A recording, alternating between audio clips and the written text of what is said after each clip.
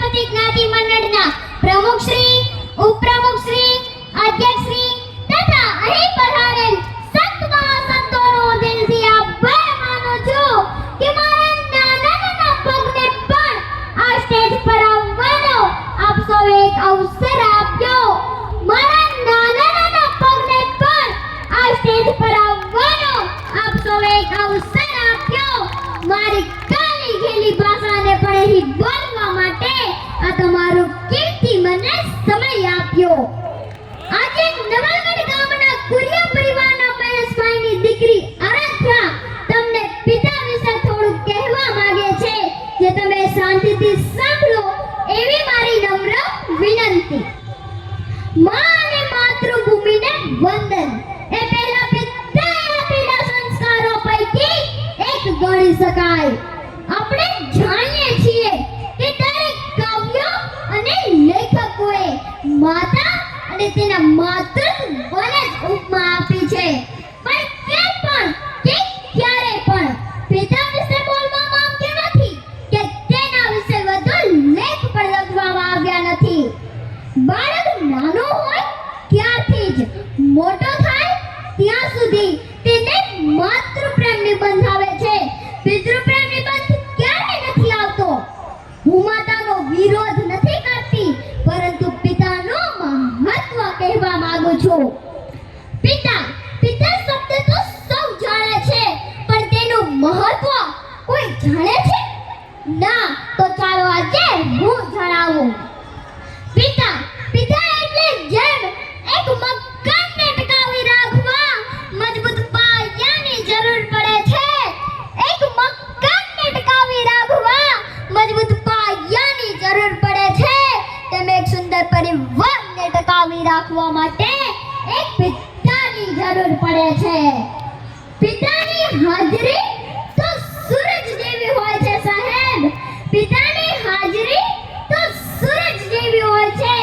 સૂરજ ગરમ થાય છે, પણ ના હોય તો અંધકાર છવાઈ જાય છે.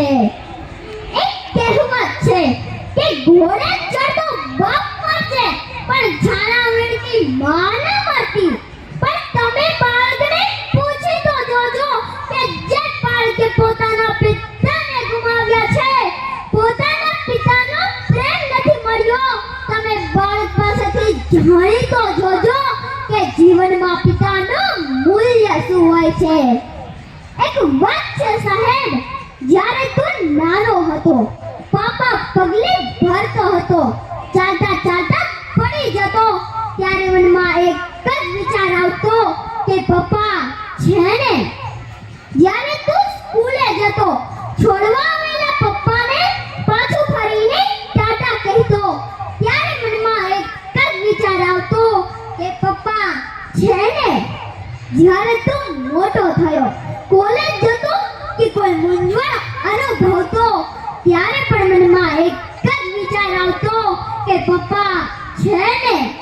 પણ તારા લગ્ન બાદ તારી પત્નીના કહેવાથી પિતાને વૃદ્ધાશ્રમમાં મૂકવા જતા પહેલા તને એ વિચાર કેમ ના આવ્યો કે પપ્પા છે ને?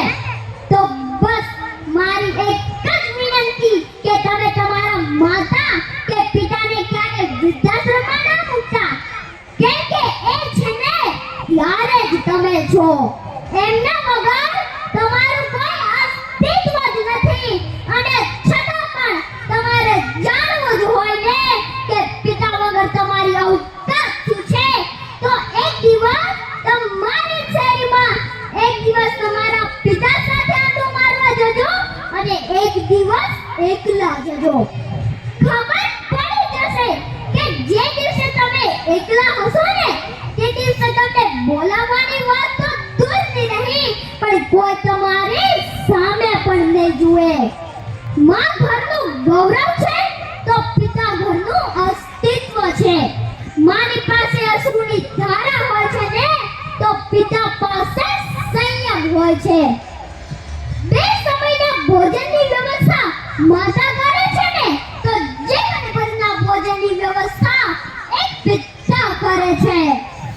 એક દીકરી કહે છે કે મને મારા પપ્પા કરતા સાત વધારે મને મારા પપ્પા કરતા સાસ વધારે ગમે છે કેમ કે પપ્પા તો ફક્ત રમકડા જ લાવે છે પણ સાસ તો મારા પપ્પાને લઈને આવે છે જો માં એક એવી બેંક હોય જો માં એક એવી બેંક હોય કે તમે તમારા બધા જ દુઃખ જમા કરાવી શકતા હોય તો હું કહું છું કે પિતા એક એવું ક્રેડિટ કાર્ડ છે પિતા એક એવું ક્રેડિટ કાર્ડ છે જે બેલેન્સ ના હોવા છતાં પણ ખુશીઓ અઢળક મળે છે જો એકલા હાથે ઘરતર કરવા વાળી હર એક માં જીજાબાર હોય છે ને જો એકલા હાથે ઘરતર કરવા વાળી હર એક માં જીજાબાર હોય છે ને